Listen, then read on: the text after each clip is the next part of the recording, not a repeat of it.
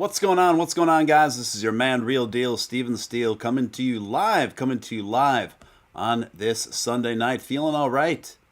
Out of sight. What's good, guys? Good to see you guys. Good to see you. Let's see. Sadaf will be with us in just a few minutes. She's just running a little behind. So she'll be here probably 10 minutes tops. So great to see you guys. A lot of familiar names in the chat, some new ones as well. Who do we got? We've got Pay Me an XRP, Mr. Lin, Grim Rippler, XRP, Hector the Dude, RW, Antoinette, me, you, Josh Randell disavows, Alan Schneider. Who else do we got here? Diamond Hands Freddy, welcome back. Anita Highwick, good to see you. Haven't seen you in a bit. Low Roller, Quad Galaxy, Frank, good to see you back, Frank. I think Slay Blaze, of course. Tim. I think I got about everyone covered that's active in the chat right now. Alan Schneider, of course. Great to see you guys. Before we get started, if I could just ask you to hit that like button. It's the number one thing you can do to help a channel like this ascend through those tricky YouTube algorithms, reach more people. So takes a split second of your time. Doesn't cost you a dime. Also, if you're brand new here, I'd like to personally welcome you. You are watching Steven Steele Live. I'm Steven Steele. And my esteemed co-hostess for tonight, it's been a few weeks since we've had her in the mix, but it's great to have her back. I think she's good to go. Hold on just a second, guys, and I will sort this. I'm here. She's here. Okay, I just wanted to make sure your little avatar was on the screen, Sadaf. So there she is. There she is. What's going on, Sadaf? Been a few weeks. It has. Hello, and thank you for inviting me back. You sound surprised. No, I just know that you're the best. You've been so patient. Yeah, I guess I have been a bit patient, haven't I? Guys, if you feel compelled to super chat anywhere throughout the duration of this broadcast, that's obviously hugely appreciated for all the time and efforts put in. Allows me to spend as much time in this stuff as I do. What's new since the last time you were on here? You know, I'm not going to go into too much detail because I actually wanted Liam on this call, but he has been so busy. So I don't know if you guys know or not, but we launched Love Monster NFT. Mm-hmm. And I really wanted him to be on. He's been so busy with the devs and actually getting things done so fast. Like it's just been incredible to watch. And it's just a little rundown, but it's also about, I think, 3 a.m. for him, London time.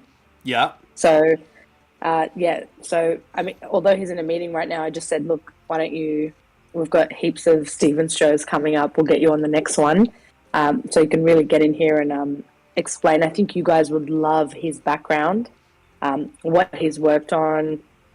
I'll go into a little bit of detail about what he's done, but the questions that people have, he's probably the best person to answer that stuff. But his art is phenomenal. I don't know if you guys have seen or not, but there is one that I keep reposting, and it's the Love Monster Mint number 69, and it's that little sex god.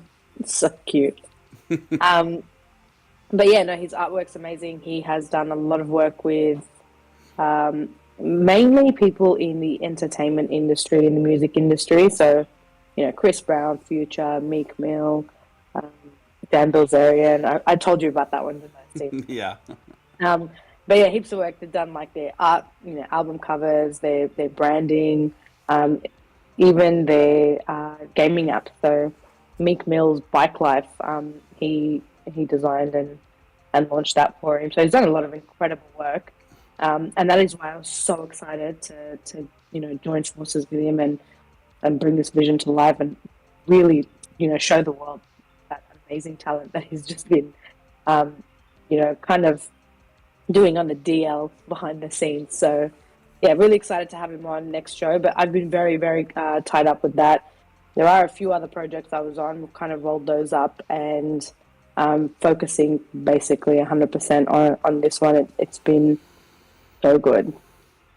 Yeah. I noticed you've been incredibly busy with these new projects, and it is now is this project, is this one of the this is one of the first XRP based NFT projects, yeah? Correct. Well, look, I don't know if anyone joined yesterday. King Solomon, he had so XRPL. He had basically like a Twitter space for the XRP community and for some of these projects to kind of showcase what they're doing on the ledger, and and then for everyone else to kind of ask the questions. And look, it was really good. It was we had about 10 projects on there, and the structure kind of changed as we were on. Like we were just playing it by ear, and we got another 10 projects on. We were going to do it in different kind of drops. But it was, it was great to hear people actually getting on this, the XRPL. Liam did initially start on the Ethereum blockchain, and then he literally kind of did it within, it was a 24 to 48 hour turnaround to the XRPL, and we saw like the success there mainly. And it kind of went crazy. So you guys might notice a few of them on OpenSea. They are from the initial drop before we came on the XRPL. But yeah, it's amazing what some of the people are doing in this space. And yesterday's conversation was, an opportunity for everyone to talk about their projects. And I think one of the most interesting parts was the projects kind of discussing the utility they have, and whether they have any plans to kind of branch into the metaverse. Not everyone's there yet. I know we are, and we did launch a little gaming roadmap. I mean, I tweeted about it this morning. The Love Monster page and Liam tweeted about it last night for me.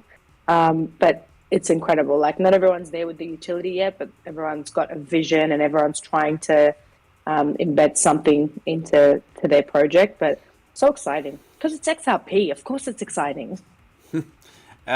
Yeah, everyone knows that you're definitely a big XRP girl, P girl for sure. I do want to extrapolate on this a bit more. Got some super chats here. Josh Randell disavows coming in with a $20 make you holler. Thank you for starting things off. Hi, Joshy. Yes. Thanks for starting things off, Josh. Appreciate it. Chat put roses in chat for Sadaf, and there's lots of roses in the chat, of course. And then let's see here. Donna Tabuki. I miss getting virtual flowers. Yes, you're getting lots of virtual flower love. Donna Tabuki coming in with a $20 super chat. Appreciate that, Donna. Thanks for you DM on Twitter. You're amazing. And hey, Steven. Oh, awesome. Okay, noted. Thank you, Donna. Appreciate you. Zombie Doge Army coming in with a $2 super chat. Sadaf is still camera shy. See, Sadaf, what's going on with that? Look, the funny part of all of this is I was actually going to launch my own channel. And I remember when I first spoke to Steve, and I said, I don't want to get on camera until I do my own show. I kind of wanted that to be like the opening ceremony. And then everything kind of changed for me. But the main reason, we're not going to go into too much detail. Lockdown, guys. Give me a chance to go and fix some of the, the basics before I get on camera. I said Stephen, he could vouch for me. Like, Stephen, look at this. But yeah, just need a little bit of grooming and then I'll be on. But your grooming was supposed to have happened already, Sadaf, in November. And it didn't, because the person I want grooming me is high in demand, and it just opened up. So my grooming session looks like it's going to be mid-December. So I should give her a shout out and get, it doesn't matter for you guys anyway, because you're not in Australia. Yeah, just for added context, Sadaf is over in the Sydney, Australia area. And for those of you who've kind of been keeping track of world affairs, Australia has some very, very, has had some very strict lockdown measures. So consequently, Sadaf hasn't seen a salon in a few months, and so she's feeling self-conscious about her eyebrows. No, I actually just feel bad for you guys. I couldn't care less. Oh, come on. Anyway, Josh Randell disavows coming in with a $5 super chat. Oops, Sadaf. Yeah, thank you for the typo correction. $5 super chat, Josh. What happened to my DM? I'm sorry. What did I say? Thanks for your DM on Twitter. Oh, right, yeah. Oh, I love you. Oh, you got it. Okay. Um, Also, guys, don't forget to hit that like button. It's basically the only thing that gets us up to reach more people and into those algorithms of the live feed. Yeah, well, that's all super exciting. I saw that your pre-sales are already sold out for Love Monsters. And how many are being printed on this? How many are in Sorry? this? How many are in this collection? 9,999 little babies. Yeah, Yeah. very ambitious. I think the one of the smartest moves from what I've seen in relation to that collection is putting it on the XRP chain, just because that's a super unique dynamic, and there's just not a lot of competition there. And it obviously helps put XRP more on the map as far as adoption and raising more popularity of that particular cryptocurrency. So I thought that was very smart. I thought that was very smart. Let's see Oh, here. yeah. I think we're caught up on super chats now. Sadaf for now. So Sadaf, I don't know how much you heard about this. I covered it a bit earlier this afternoon with a special kind of live stream debate commentary. The president of El Salvador just announced that he is creating Bitcoin City, and he's going to use 500 million of planned 1 billion bond offering to buy more crypto. And he's going to put it, let me see here, I'm pulling up the article from CoinDesk. El Salvador, the only country in which Bitcoin is legal tender. Is that true? I don't know if that's true. I felt Can I like, just say, yeah, go ahead. I'm just falling more and more in love with this guy. Like, he's crazy. Yeah, he's a very young leader, very ambitious. He's a lot of fun. His approval ratings through the roof. He's obviously extremely pro cryptocurrency. Is going to build an entire city based on the largest cryptocurrency. The president told a rowdy crowd in a Saturday night presentation in Bitcoin Week in El Salvador. Bitcoin City will be located along the Gulf of Fonseca, near a volcano. The government plans on locating a power plant by the volcano to provide energy for both the city and Bitcoin mining, the president said. Bitcoin City will be a full-fledged metropolis with residential and commercial areas, restaurants, an airport, as well as a port and rail service. The city will be laid out in a circle like a coin, and in the center of the city will be a plaza that will be host to a huge Bitcoin symbol. The city will have no income property or cap. Get this: the city is going to have no income tax, no property tax, no capital gains taxes, and no payroll taxes. No It's capital just, gains tax. That is a dream. yeah, that is a dream. That's going to, I I think they're gonna. I don't think they're gonna have any issue finding the residents of Bitcoin City. This is extremely ambitious. This is the most ambitious structural undertaking into adoption that we have seen on behalf of any kind of cryptocurrency. It's really good to see. It's a really fun idea, and he's serious about this. This isn't just something that he was floating out there as like a potential template. Has a timeline on this for development, and they are going to break ground on it in the near future. And I think it's going to look pretty futuristic from the templates that I have seen. And then there was this huge debate on Facebook and on Twitter Spaces that pulled in about at one point like 2,000 people, and the Spaces was titled "Bitcoin City is a scam. Prove me wrong." Okay, so. Basically, you had the host who obviously didn't like Bitcoin, but then a few of the more prominent Bitcoin names in Bitcoin found their way in there, and it got pretty heated. Peter McCormick being one of them, and one other guy whose name eludes me. And I've Peter and I have actually gotten into it back and forth on Twitter before, but I have to say, I have to hand it to him. I agreed with him actually for the most part on the points that he's making in regards to Bitcoin City. I was live streaming this debate, and I was just offering intermittent commentary about it, and it seemed to mostly revolve in two camps: people that were just very against the idea and found it oppressive or tyrannical, as they were saying, because they felt like the government was forcing this upon the citizens of El Salvador. And then there was different El Salvadorians in this Twitter space expressing their different sentiments about this, and it was mixed. But I think I was mixed. I would say 60% were for it, 40% were against it. But what was interesting about it, the guy that hosted the space was this American, right?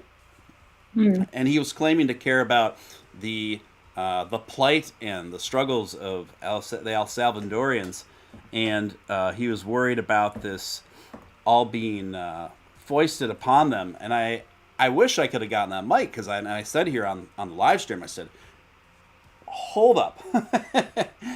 All of this is happening due to the people voting for it. He ran on all this stuff in his platform. He said he was going to do a lot of this, particularly as it related to Bitcoin. He's followed through on it. The man has a 90% approval rating. I think it's a little above that, actually. The people voted for this. The people of El Salvador overwhelmingly voted for this. Inevitably, there's obviously going to be people in every country that are going to be dissenters from whatever their leadership is at the time. That goes without saying. But the idea that this is somehow some authoritarian overreach was just really silly, as expressed by some of the citizens of that country in that spaces. This is, people were making the argument, well, this is an experiment. Well, of course it's a freaking experiment. It's never been done before. Just because something's never been done before doesn't mean that you shouldn't try it. Like, I don't understand that. Yeah. I think he's setting that country up for major success. Imagine being the first, like that transfer of wealth, that transfer of, even being recognized as an extremely stable country. Like, I don't know about them right now, but the future is going to be all about them, I reckon, especially if they're the front runners. Like, they're going to change, and I think everyone else is just going to jump on board. Yeah, I agree. This really could have a cascading effect. I mean, I think people from all over the globe are going to be, flocking to El Salvador, particularly since he's passing through legislative initiatives now that are so advantageous to people who are investors and holders of cryptocurrency. It's from a taxation standpoint. So I think people from all over the world will be looking to migrate there, particularly in Bitcoin City. Not only that, they already just had a cryptocurrency conference there that brought in like 4,000 people to one of the major metropolitan areas there, and that's just going to keep flooding money into the country, considering the hardships they've been through. And you're talking about a nation that's been experiencing incredible levels of economic disparity and corruption over the course of several decades. This is, I don't know why anybody would be against this, particularly in context to how far that country's come just since he's been elected, right? Anyway, Tim H coming in. Tim H coming in with a $5 super chat for Sadaf's secret underground tunnel to the Salon Fund. Look, they're open now. I don't really need an underground tunnel. I just need an appointment. Obviously, they've had a backlog of appointments, so that they need to get to. But that's really funny, and thank you for thinking of me. So, Zombie Doge Armory says, can we get a Dogecoin city next? Well, I was actually talking about that when I was interjecting commentary on this debate they're having. Actually, some of the points raised in terms of problems and concerns raised in relation to Bitcoin were valid. There are also problems that are easily remedied through Dogecoin in terms of fees and times, transaction speed and transaction fees, which Dogecoin does better across the board on all accounts. I've always been an advocate for Bitcoin. I've always been an advocate for the increasing adoption of Bitcoin because once that's established, I don't think it's too far behind when people start really taking huge strides in terms of adoption towards other cryptocurrencies like Ethereum, Dogecoin, and a few others as well. So I think that's only short behind, but I think Bitcoin's got the it's got the momentum, it's got the history, it's got the connections, and that's what's going to be rolled out with first. And I think we should roll with it. I think we should roll with it because I think it's going to open up major opportunities for setting the path for mass adoption on other cryptocurrencies as well. And I do think all of this that I'm talking about is just a matter of time, not a matter of if. So, will you ever visit Bitcoin City, Sadaf? No, I don't think I'll ever go to El Salvador, to be very honest. But I am already looking for my escape country. And when I say escape, I just mean like a new country I'm going to settle in. Yeah. Once everything kind of takes off and I'm allowed to leave. No, I don't blame people for going to Dubai. We've seen so many people go there. It's like it's almost like it's like the next thing you do when you kind of make it in crypto. But just I think it's time to start exploring. So you're thinking, you know what I mean. Are you really thinking about Dubai? I just feel like that might be a place that I can take my entire family with me and they wouldn't have a problem with it. But the only other place would be like Portugal because they have no tax. Yeah, on crypto. actually Portugal in regards to crypto taxation is very, very good. Donna Tabuki coming in with a $10 super chat. Thank you again, Donna. Here's a few bucks because I'll admit I've not been listening and instead been talking crap with Josh, Zombie, and Antoinette. Okay, sorry. No worries. Just as long as you're engaged in one level or another. No offense taken there. So speaking of which, I mean, Sadaf, you do know what the deal is with all the Instagram model chicks posting from Dubai, right? Yeah. No, if I go to Dubai to be with my entire family, it will not be alone. I will not be. Yeah. I won't be accepting posts on random do me favor websites. Yeah. Right. Yeah. Hey, it's so funny. One of my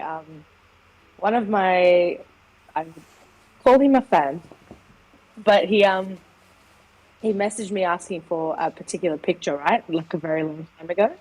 And I don't know. This morning he sent a message saying, "Have you made up your mind about the picture?" And I was like, "What picture?" And he sent me a photo of, I don't know if you've seen Kim Kardashian's recent post. I think she's in a bathtub or something. He sent me that and he goes, "This one." So I just resent the same picture back to him and I said, "There you go." So my own little inappropriate. I'm confused. What was he asking of you? Oh, I guess the same kind of picture. He wanted to replicate it? Yeah. Okay. He got the original. Yeah. Pretty well handled there.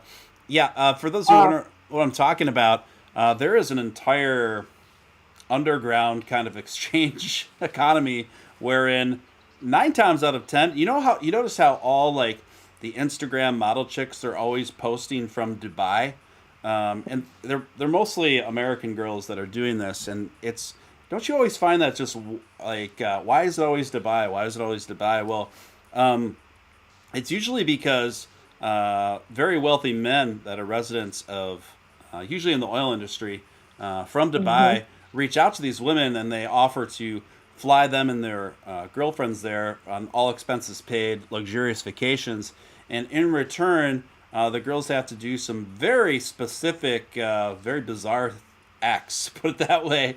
And there's been several interesting articles written about this, and I remember when I first started learning about this because I could name like literally I could think of like 10 girls that I know that are like Instagram famous that are always posting pictures from they're always going to Dubai, and I'm like, ah! Like, guys, Steven sent me an article once about, because I was like, oh, why does everyone keep going there? Like, is that where you go when you make it, like in crypto? And he sent me an article, and that article was like, it was horrific reading it. I think it took me like 3 attempts to finish the entire thing, but it was it really opens your eyes to some of the things some of the opportunities that exist in the world. Yeah, that's a way of putting it. It's definitely it sums up the quintessential saying, do something strange for some change. Sliding Edge coming in with a $2 super chat. Josh Randell will not disavow Sadaf. I think that's pretty safe to say. Guys, if you're new here watching Steven Steele Live, I'm Steven Steele. My lovely co-hostess is none other than the one and only Sadaf Jadran. Guys, if you haven't hit that like button, if you could just take a quick moment to do that, it's hugely appreciated, very helpful. And thank you for those super chats coming in. Bigly appreciated. Next article is also related to Bitcoin. And I saw this article from the New York Post, who usually does a pretty good job. This time is no exception. This article comes courtesy of Michael Kaplan. Who is Satoshi Nakamoto? 2 men are claiming to be the investor or the inventor of Bitcoin. Depending on that Craig Wright. Is he in there? Yep, he's one of the names, yes. Yeah. Computer scientist Craig Wright is either the mysterious Bitcoin creator Satoshi Nakamoto, one of the most influential men in the modern age, and the 15th wealthiest person in the world, or a crafty Aussie who is trying to trick the world and cheat the estate of a dead man, or both, in a court case now unfolding in West Palm Beach, Florida. Of course, everything crazy happens in Florida. Ira Kleiman, the brother of the late computer security specialist David Kleiman, maintains that his brother and Wright developed the original digital currency and credited to the Nakamoto pseudonym. Ira claims that as a result, he is entitled to half of Wright's crypto trove, some 64 billion in Bitcoin.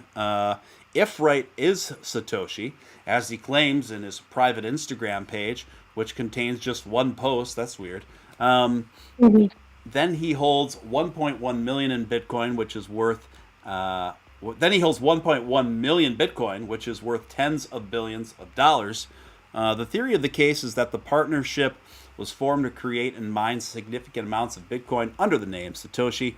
Val Friedman, attorney representing Ira Klein, told the Post, evidence in the form of emails shows Klein and Dave agreed to keep their partnership a secret. Nobody knew about it until Craig began telling the family some details after Dave passed away in 2013, and Craig decided to keep the fortune for himself. We believe the court will find that there's nothing to indicate or record that they were in a partnership. Andres Riviero, a lawyer for Wright, stated. What do you think about all this? Do you think there's any merit to it, Sadaf? You know what's funny? I've been following like the Craig stuff for a very, very, very long time. But this isn't new. This isn't new at all. But something really interesting, and don't go and harass her about it. I don't think they're on a talking on talking terms or speaking terms. But Lisa Edwards, which is the one that I've recommended the group to you guys a few times on a few of the shows, that is her real brother. So Craig Wright is her. Craig Wright is Lisa Edwards' biological brother? Yeah. Well, that's interesting.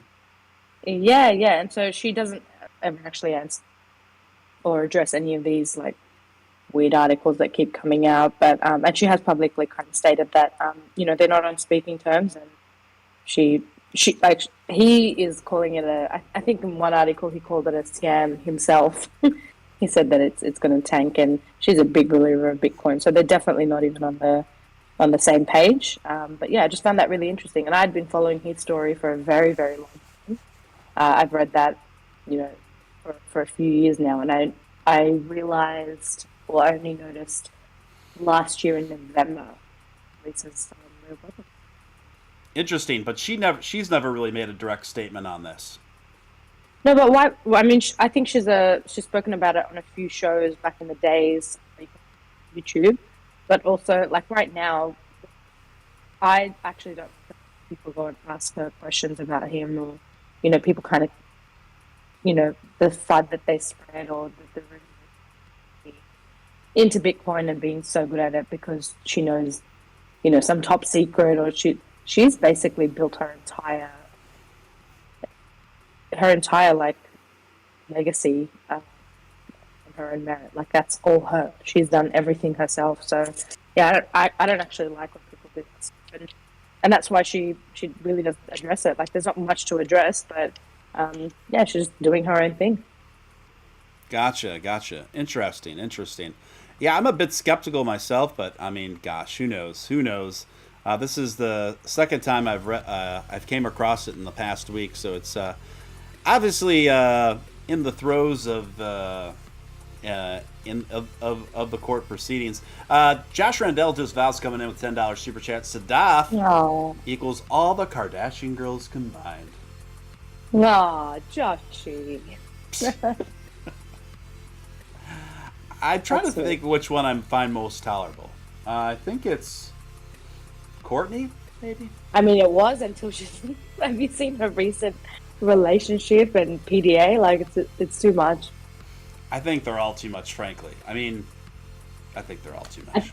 That's a full-time job for them, though. So, I mean, us talking about crypto is probably too much for non-crypto people, Yeah, I remember just tuning in to the Keeping Up with the Kardashians a few times, like a handful of times back in the day. And that's honestly probably the last time I've paid any attention to them. Okay, we believe you. Well, seriously, I don't even know. I mean, I'm not like hanging out on TMZ like a couple hours a day. You're on Perez Hilton daily. Oh God, is he still around? That guy? I don't know, but that was, as you can see, that was the last time I ever read anything. Yeah, exactly. See? Oh my gosh.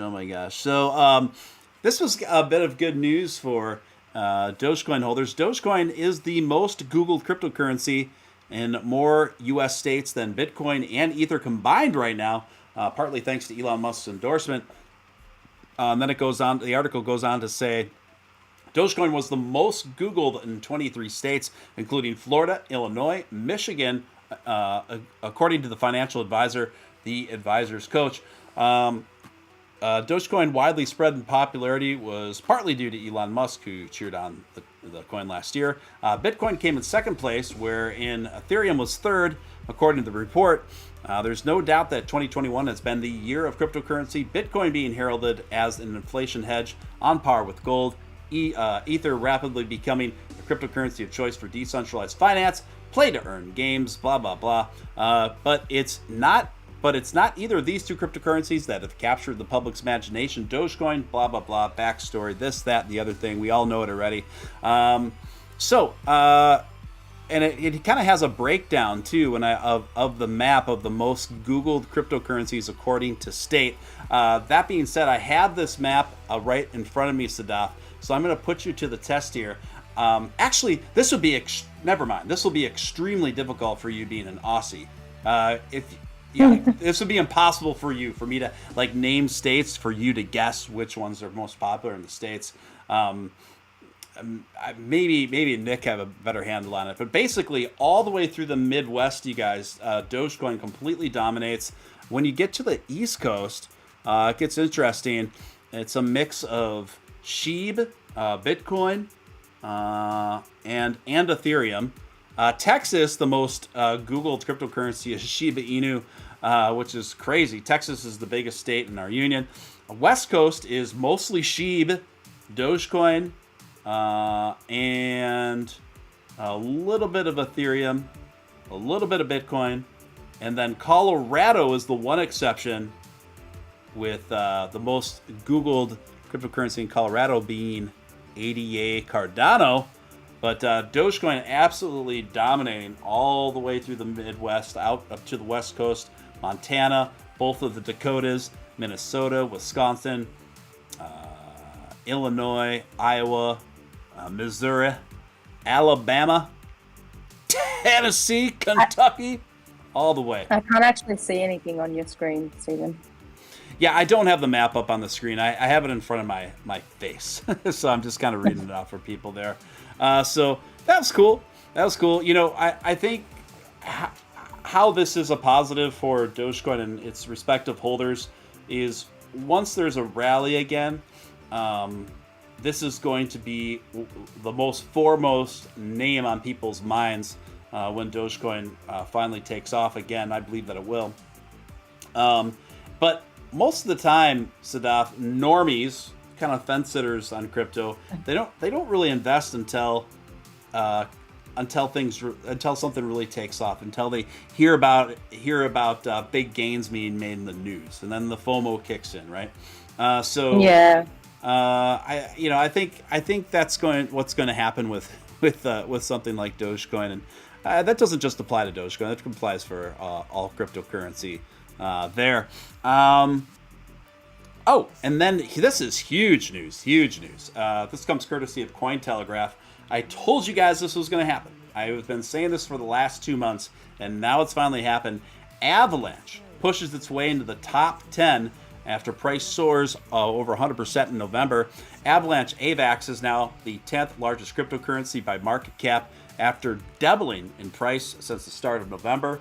AVAX has earned the top 10 crypto index after pushing out Dogecoin. Now Dogecoin's at number 11. In doing so, its circulating market valuation has reached over $30 billion for the first time compared to Dogecoin's. So it's just a sliver above Dogecoin right now, with less $250 million difference there. AVAX price hits another record high. AVAX just keeps reaching all-time highs over and over again with built-in what I would consider very healthy retracements. I got an AVAX chart up here right now, and just for a little perspective, AVAX right now, let me pull up the charting over the last week respectively regarding it. AVAX is up 2.5% over the last 45 minutes, 3% over the last day, up 36% over the last week, and over 110% over the last month. Folks, those of you who listen to me very frequently, about a month ago, I started telling you guys, about 4 to 6 weeks ago, I said, after the initial legs of the bull run start to just slow down a little bit, and when altcoin season first starts coming in, I said, more than likely your safest bets for investments in the altcoin scene are going to be Avalanche, are going to be Engine Coin, are going to be Solana. And I specifically said, but keep a particular eye on Avalanche. I said, I see this as one that's going to make its way not only into the top 10, but I believe there's a very high probability that AVAX stays in the top 10. And also, I said that you can look to make gains anywhere from 2.5x to 5x over the course of the next 3 or 4 months. Right now, we are very on pace to doing just that. Sadaf, are you invested in any DeFi projects? Yeah, I am. There was a point I wanted to make about the craze with Doge and SHIB. So, I was literally I updated my phone the other day. I got an iPhone 13 only because of the storage, and it's been about 2 years since I've updated it. So yeah, I got the 13 mini.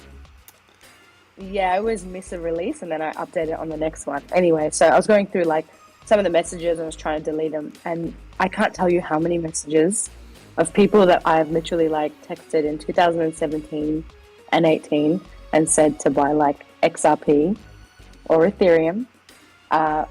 Left me on red back then, but have responded in 2021 saying that they aped into SHIB. And it is just crazy how the news literally is the only entry point right now for people, giving people valuable information. doesn't really seem to make the cut. But then the risk with that is as well, when you don't know anything about crypto on the markets and you ape in on a project like that, the moment that project starts correcting, pulling back, you're also selling and dumping, and then you're kind of screwing it up for all of us. So yeah, it's crazy. Like first it was Doge, and now it's like SHIB. Every single person that's responded back to me, has responded. Hey, I just put $3,000 worth of SHIB, and that's a SHIB coin. Like, well, I mean, not so much anymore. But why would you put $3,000 on that? Like, one BNB, one Ethereum, or half an Ethereum.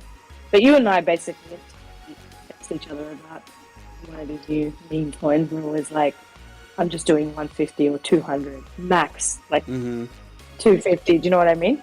But these people literally like pull out a chunk out of their savings and they're putting it into something like SHIB. And this was before the big.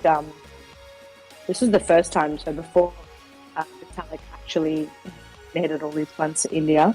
And then this second leg, it was even worse. And it's crazy because you just think, why am I wasting my time explaining, good projects to you? And you don't bat an eye. But when it comes to like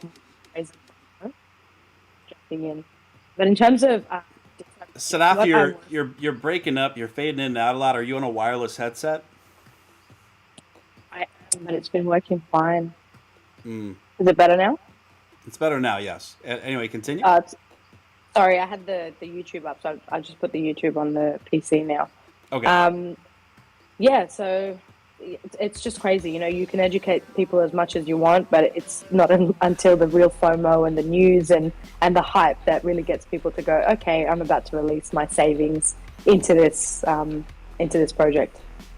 But in terms of DeFi projects, I've actually been trading a lot of them. So, your Sand, there's a few, I'm going to have to bring up a list, but I've just been trading them and they've had some big kind of runs happening, and I think they're due for another one. So it's crazy right now. Read some of the articles about DeFi and GameFi, and it's just a whole new world right now. Yeah. I've been kind of shorting sand myself, just taking some modest profits, putting aside, and looking for good re-entry points and kind of playing it with that way. And I've been doing that fairly successfully. I do think Sand is one of those DeFi projects. That stands for Sandbox, which is one of the most dominant evolving metaverse is out there, you guys. I do think Sand has I do think Sand's got a long way to go in terms of profit. I think there's still a lot of gains to be made there. The explosion of popularity around Sandbox right now is just incredible. Josh Randell disavows coming with a $10 super chat. What are Sadaf's thoughts about Crow and the Crypto.com ecosystem? Wow. Look, the ecosystem, I haven't looked into too much, so I'm not going to just give you information on the fly, but I got into Crow a while ago. It would have been 12 cents for me, so USD would have been about 9 cents for you guys.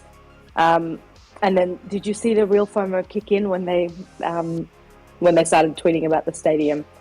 I think it's going to be big. So I'm actually going to be holding that for a very long time. Yeah. Josh Rendell again. Thank you, Josh. $5 super chat. At Steven Steele means greater than. Sadaf is greater than. I think I get it, but I like the sound of the equation. Thank you, Josh. Appreciate it again. And obviously Crow. Everyone's talking about Crow. I mean, hearing you talk about, you trying to give your friends a heads up when it really mattered about a few different projects, and then none of them taking action on it. I experienced the same thing myself, and I remember telling people about Dogecoin when it was at a penny, when it was at 2 pennies. No one cared, no one paid attention until, of course, when Saturday Night Live hit, and it went very absolutely parabolic one night up to 74 cents before it came crashing down. And so many of my friends all of a sudden bought at the frickin' top like dummies. Yep.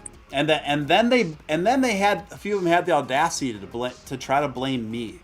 you're the one that kept telling me about Dogecoin. Yeah, I was telling you about it when you could have made a lot of money on it. Not that you still can't if you're willing to be patient. I believe that you can, but it's just so funny how it takes things. It takes the mainstream media to just bash them over the head with it after the fact of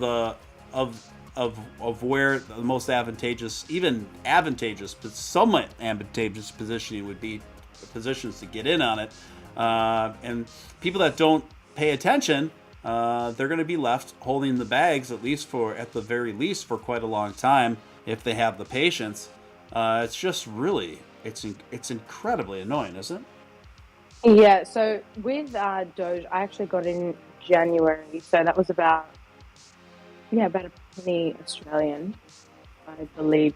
Yeah, in January, something like that. And just before the SNL show, David G had a Twitter space, and they were talking about it hitting $1 after the SNL show, and I was like, yeah, I'm definitely selling right now, because I actually didn't think it was going to hit $1 then. I do think it is going to hit $1 eventually. Yeah. But that hype and that Twitter space that was going, all of these verified accounts, some of the biggest like Doge fanatics, and I was like, yeah, this is time to sell. So I actually exited that position. I think it was 200 put in.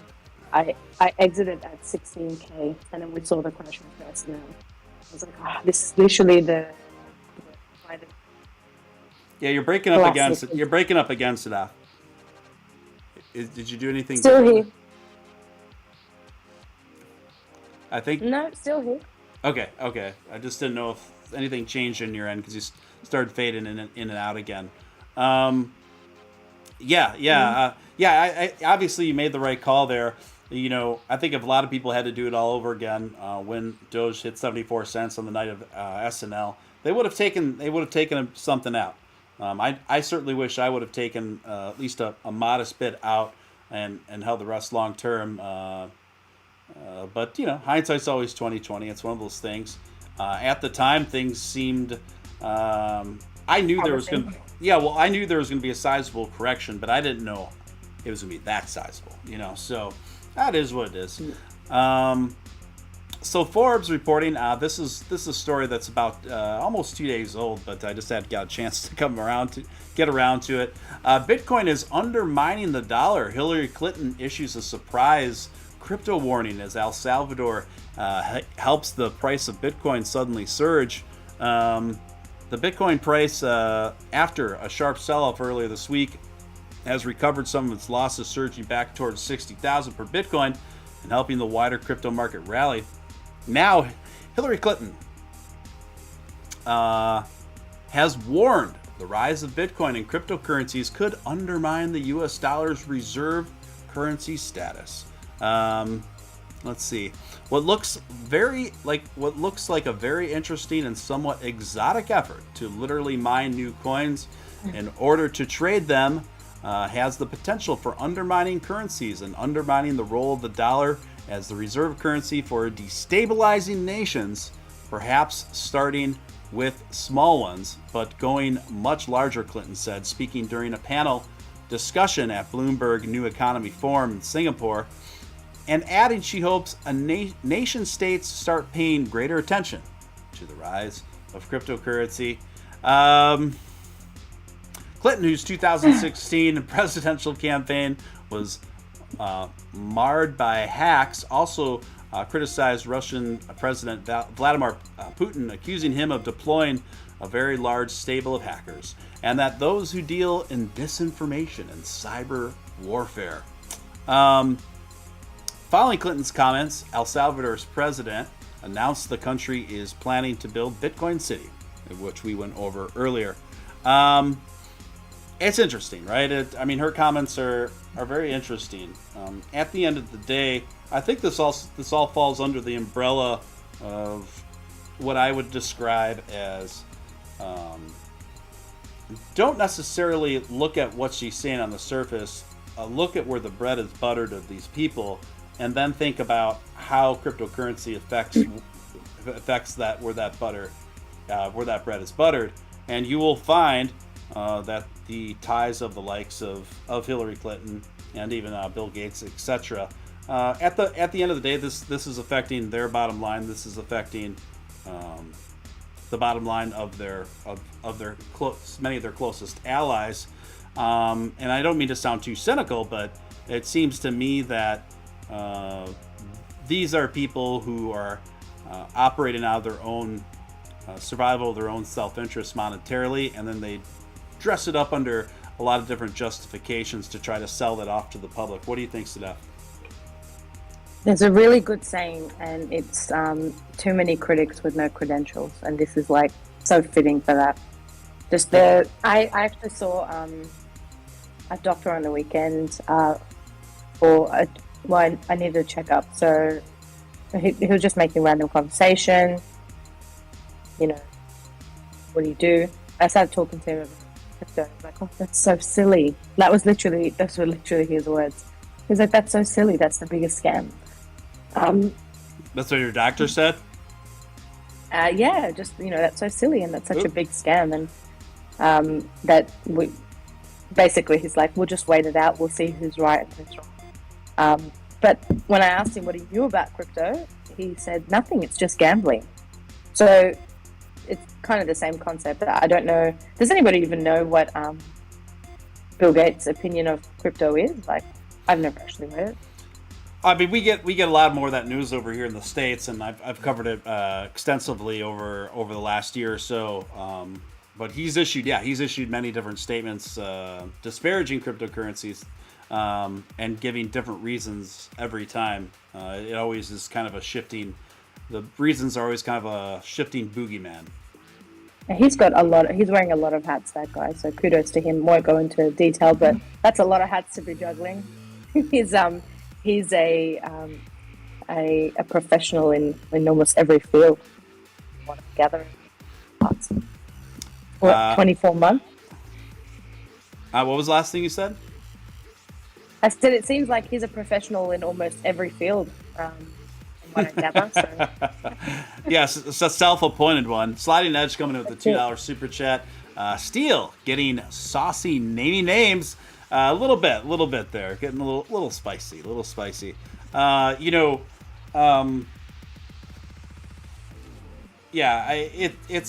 one of these things where I'm not going to get into it. Don't get into it. I think it's just take everybody's opinion who doesn't actually have the background or the experience in the space or the result. I mean, even the people who are in the space and have an opinion, we take it with a grain of salt. There are some analysts who put out some great content, but because it doesn't align with our vision of a particular token or coin that we're invested in, we almost just disregard their opinion anyway. So just keep that same energy for people outside of crypto, even more than the ones inside. So yeah. Next story here I want to pivot to. This is very interesting. Now I'm not going to for the purposes of the Orwellian trajectory that we're on, I'm not going to name the platform, but I will just say the platform we are currently using, the co-founder of it condemned its recent decision to remove dislikes, the dislike button, and predicts it will lead to its decline.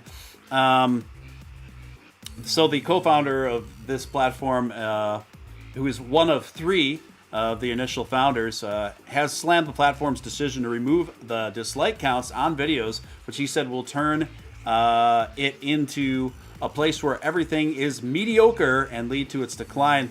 The decision made earlier this month hides the number of times other users have clicked the thumbs down icon under videos and indicates their displeasure. The platform said the change will prevent groups of malicious users from deliberately going after other users by bumping the dislike count on their videos and what it's called coordinated dislike attacks. So can I go ahead? I was just going to say, they don't need to remove the button, right? They just need to remove what that button governs, or what it controls, or what that data does to a particular channel. But they want to give people the option of disliking something, and that's just a snapshot of what I see when I go on a video I'll just see that, oh yeah, there are people that dislike it.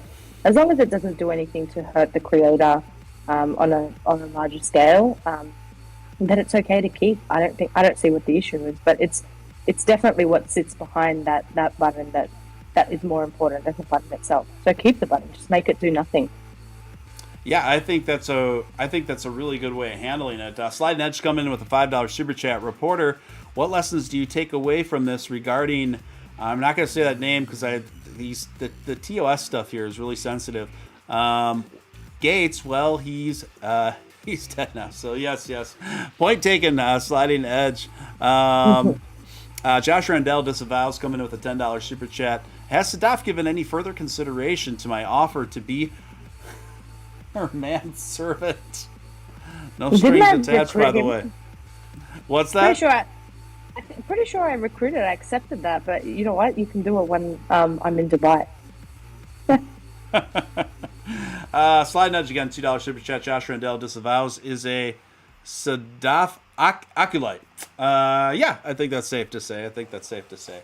Back to the story. Back to the story here. I think your suggestion would be an ideal one because, in a way, this would appease or, relieve, what they say they're trying to address here by removing that dislike button. But at the same time, yeah, just leave it up, but just make sure that the channel, the video, or the content creators don't get punished for it. I think that's a really reasonable solution to that. I can't help but notice that I think it's more than coincidental that they are making moves to remove that dislike button in an era that's kicked in now. For example, every time on the official White House channel on this platform, every time they release a video or the press secretary releases a video of a presser that she does, they get ratioed pretty hard, right? They get ratioed very hard. They get ratioed by like 85-90% dislike buttons. So I can't help but think the timing of this is curious, according when we are in the first year of an era wherein the current administration is, the perception is they're getting ratioed very hard, right? It's just interesting to me. This is. I don't like it. I just find this rather disturbing. That people. So, go ahead, right, Stephen. Sorry, there's a delay. I was just going to say, so some of the organizations I've worked with, I'm sure you guys are aware what NPS surveys are, correct? Yep. So, what they started doing just to, manipulate the results for the company if some of the survey questions were related to their performance. Everyone did it differently, but sometimes what I thought happened the most was, and what I would kind of articulate for them to do was, just change the rating for some of those survey questions to basically relate to the person on the phone, for example, like if in a customer service setting, it was the person on the call that kind of got that rating and not so much the company, so to speak. So that would increase their performance, but then it would bring down, unfortunately, effectively, it would bring down the employees' performance, which would affect their bonuses and everything else that came with it. But that's a very, very common way to kind of manipulate things like that to something else. So the consumer on the front end has no idea where that would go and what that would do. They just think they're asking a question. But what happens in the back end is which what's important, really. Mm-hmm. Gotcha. Donna coming in, $10 super chat. Can someone please allow Sweet Josh to serve you his madness? They're really on this one tonight, Sadaf. Yeah, they've missed me, clearly. Yeah. Clearly they know they need help with housework. You need help with the housework? I think someone's been watching me. Someone knows. Well, there you go, Josh. Sadaf says she'll be glad to put you to work with some housework and some cleaning efforts. So there we have it. Apparently you're hired, Josh. So there you go. Definitely a resume patter for certain.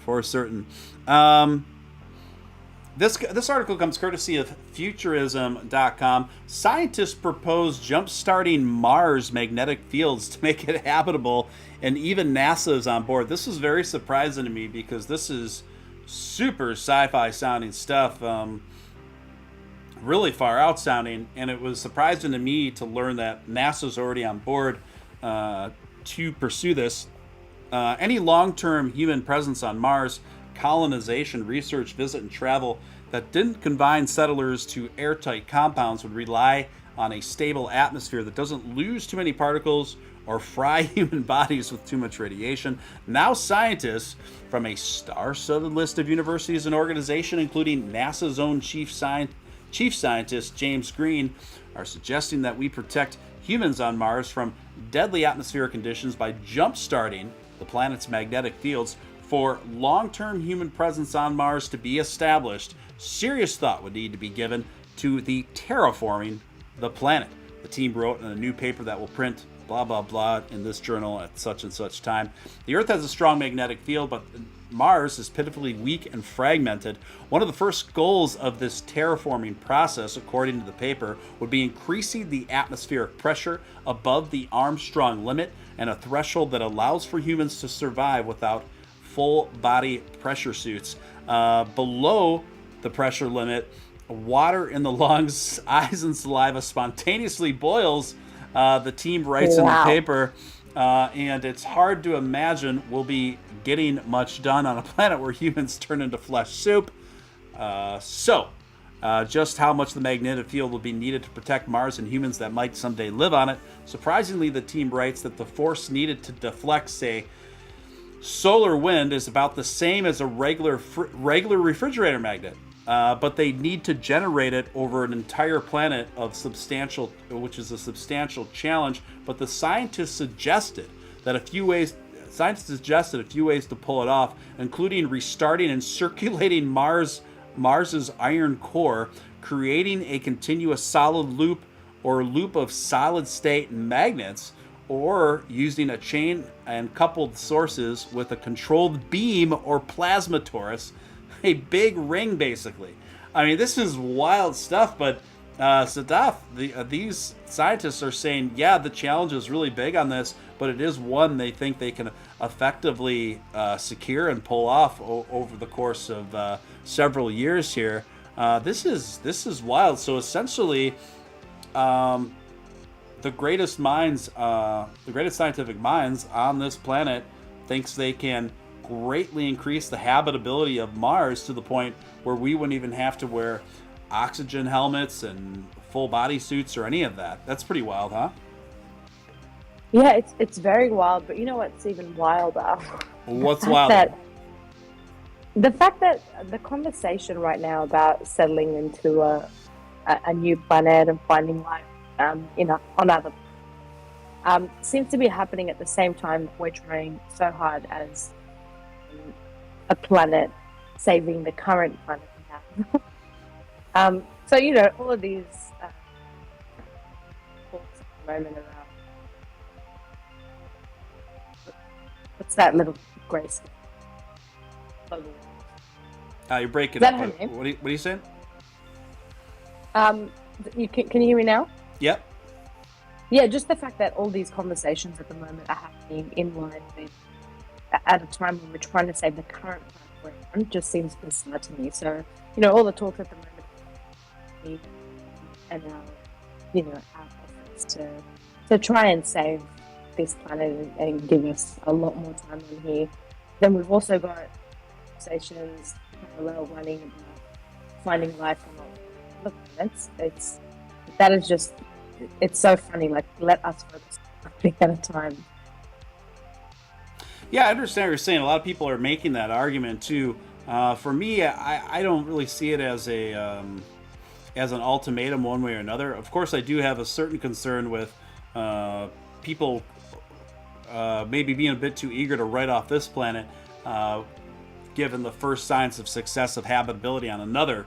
That being said, I think it's important for us to keep perspective on these things, that becoming an interplanetary species should be something that's taken seriously and responsibly, in terms of that we're not diminishing the importance of taking care of the planet that we're on. So, that's going to pose to be a continuing challenge. At the same time, the amount of technology that we have discovered to make our lives and enhance our standards of living here on Earth as a consequence of space travel is enormous. All the way from things like artificial limbs, are a consequence of discoveries and technology that we have acquired only through space expedition, things like that. So I think it's kind of a nuanced thing, but I definitely understand where people are coming from. Why are you guys so far focused on a planet that's not even habitable, not even close to habitable at this time, when we have all the issues here on Earth? For me, great minds in the arena of space exploration, let alone ones that have all the resources of Elon Musk, they don't come along very often. They come along once perhaps every several generations. So while they're on this planet, I think as much technological advancement should be pushed in that field. When we consider the amount of space exploration and progress made from 1969, when we first went on the moon, perhaps through 1999, that's 30 years there, where not a whole lot really got accomplished, frankly, until SpaceX really interjected itself in the mid 2000s, and really put the scene on steroids. And also, it gave more inspiration for NASA to get more re-engaged again. The previous president even went so far as to create a new division of the military called a Space Force, which just sounds cool. It just sounds cool. Space Force, the United States Space Force. So that's kind of where I sit with all that stuff. Yeah, I would agree with you. Sorry, I'm just kind of multitasking here. Let's see here. Did I have anything else on the roster? Let's see. No, I'm kind of at the bottom of the news here, guys. I don't know if did you have anything to add to this one, Sadaf? Anything else? I'm pretty in line. You and I speak very often about these things. We're pretty aligned. We're on the same page, but yes, it doesn't mean we're picking one or the other, but I just feel like when these things are out in the public, and the public are trying to gain a sense of what's happening, maybe do it one at a time. So do we give up on everything that's happening here and settle somewhere else eventually, or do we dedicate all the time and resources to one thing, and one thing we know works, try and save it? Because I know that we're spending so much money on the ladder, so we could probably benefit from keeping some of that money here and figuring out how to actually fix it. Yeah, I think like I said, I don't think it's an either or scenario. I know Elon gets blasted a lot for that, but it's like when the UN was giving him a lot of shit about basically framing it that he could solve world hunger with $6 billion, but he's choosing not to. All he cares about is going to Mars. That was a patently very disingenuous framing of the argument, and Elon called them on that on Twitter and said, well, if you can point to me how specifically $6 billion can solve world hunger, I'll give you $6 billion right now. And then all of a sudden the goalposts and the metrics changed, and then they're like, well, it wouldn't solve world hunger, but it would help these things, and it'd give hope to these areas, and everything just completely all of a sudden changed. The problem is not just money in terms of solving the Earth's greatest issues. You can throw a ton of money at things and still yield pretty crappy results. The biggest challenge is finding trustworthy people and trustworthy organizations to responsibly handle the allocation of large funds and, of course, the execution of those large funds. When you tally up the amount of money that the first world has thrown to the third world over the course of the last 25 years, it's absolutely extraordinary. And then when you look at the amount of what we have to show, the amount of results that we have to show for all that money, it's not very impressive. It's not very impressive. And in part, that's through a lot of corrupt governments, a lot of misappropriation of funds. And so for a lot of it, it's just, these are the biggest problems that I see it in tackling these issues, not necessarily a money issue, but the execution of it. Yeah, I agree because, sometimes, well, I did the GoFundMe campaign for Afghanistan back when 2 months ago the Taliban took over Afghanistan again. Yeah. And it's like I had to arrange the fund so that I had access to the money, and I gave it to the foundations that I trusted and I personally knew. And my mum has been doing a lot of this work, charity work.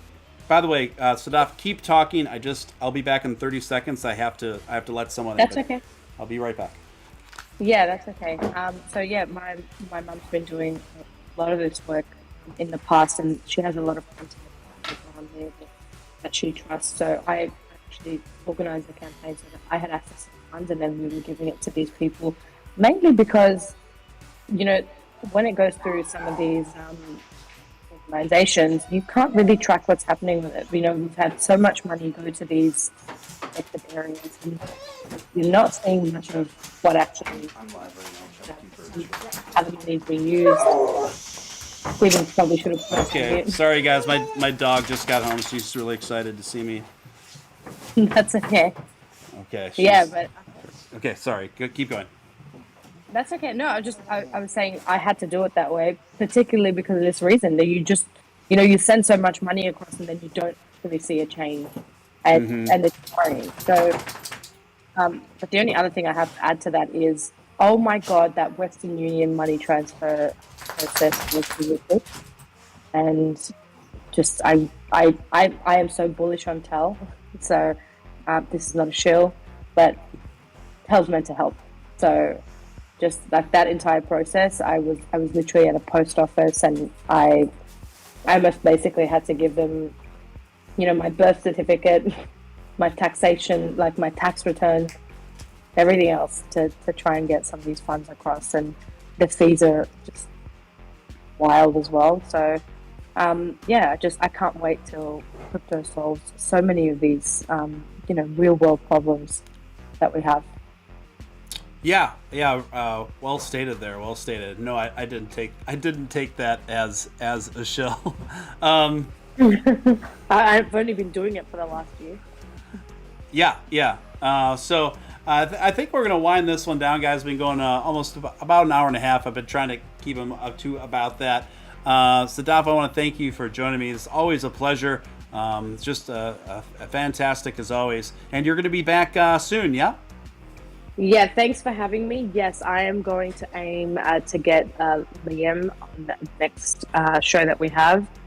Please have your questions for him. He is such a talent, such an experienced, but just a go-getter in this space. And I think he will be able to provide a lot of valuable information on, I don't know if you guys are getting into NFTs right now or not, but NFTs with utility are really the way to go right now. And I'm just so honored to be on this project with him. And I can't wait till you guys actually get to meet him and get to know the person behind, the art, the person, that's really driving this. Awesome. Well, great. So you guys, as I told you, Sadaf is going to be worked in the live schedule here more frequently, so she will be back, and it won't be nearly as long of a gap this time. I want to thank everyone for joining us and tuning in. Again, if you already aren't subscribed, hit subscribe, hit all that notification bell, and stay dialed in and dialed into this awesome community that we just keep building here each and every day. Thank you so much, everyone, for coming out. Appreciate each and every one of you guys. Until next time, this is Steele and Sadaf Jadran signing out.